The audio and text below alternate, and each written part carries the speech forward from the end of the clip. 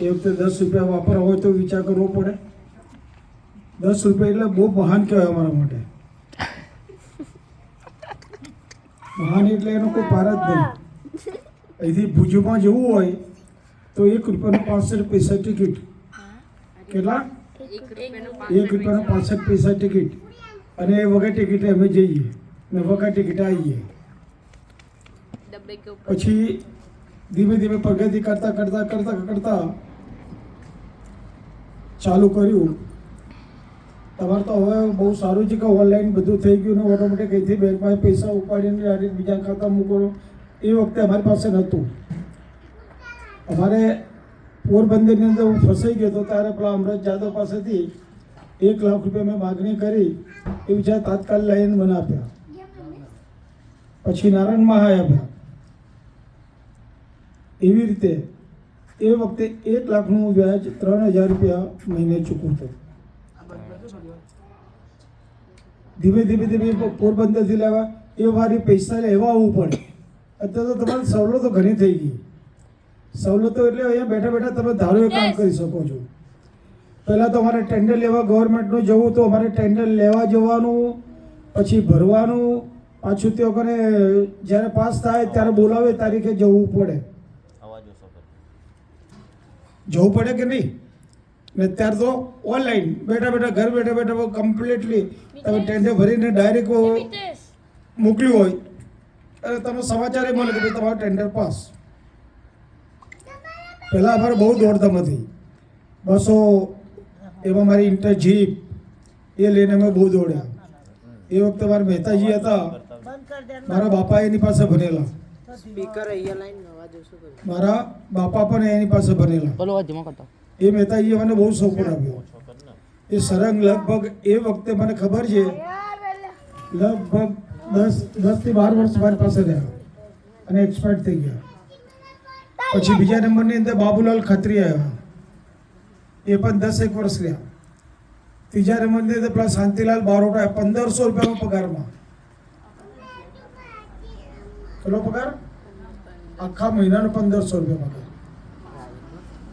એવી રીતે ધીમે ધીમે કરતા કરતા પ્રગતિ કરતા લગભગ મને એટલું ખબર છે કે જે જેની પાસેથી ઉધાર લીધેલા એ ચોપડી ખોઈ ગઈ એ પડી હશે.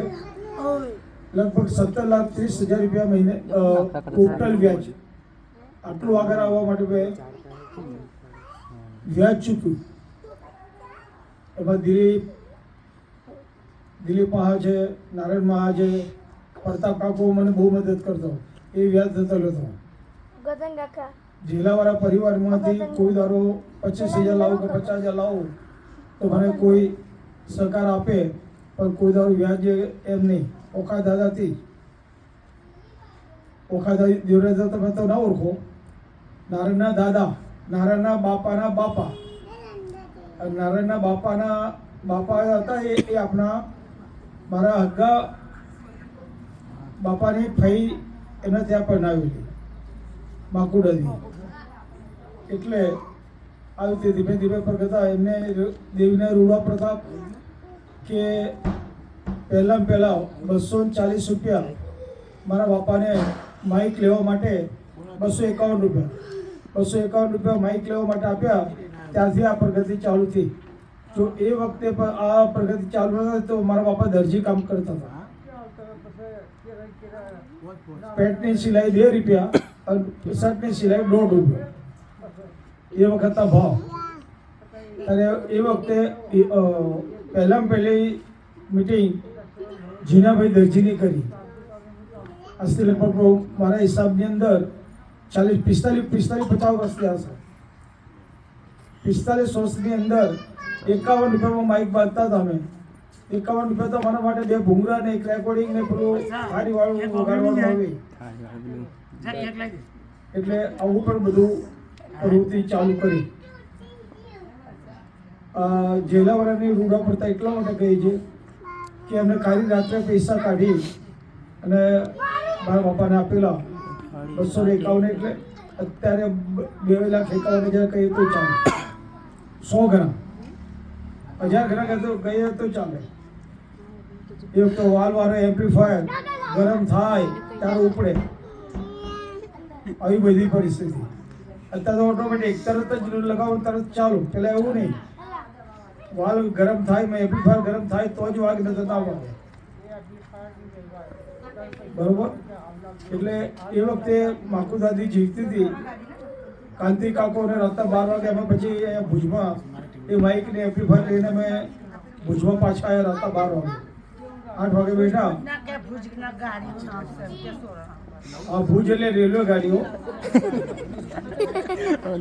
એટલે ભુજ પેલું ગામ નહીં. અમદાવાદથી ભુજ ગાડી ઉપર તો પાલનપુર હતા 12 વાગે 8 વાગે ઉપર ભુજ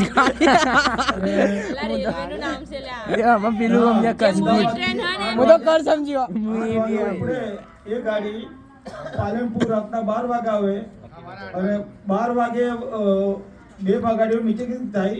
ભુજથી જે ગાડી આવે એ અમદાવાદ જાય અને અમદાવાદની ગાડી આવે એ ભુજ જાય. રાતના 12 વાગે 2 અલગ પડે. આ રીતે સાથ સહકાર, એમાં મારા વીરા બાપાનો સહકાર ઘણો, મંગુબાના આશીર્વાદ પણ ઘણા, મારી મા પણ ઘણો રાત દિવસ પરોડે મજૂરી કરે, ગાજ બટન કરે, ગાજ બટન લેગા જભા કોપના ગાજ બટન કરી આપે. જેટલા શર્ટ સીવી જેટલા પ્રશ્ન કરે એમાં મોટામાં મોટો આ સહકારમાં હોય મારા બાપાની સાથે તો મારી માનવો જાય છે. ચા નાસ્તાની વાત કરો પપ્પા, ટમેટા રોટલા માટે વળતા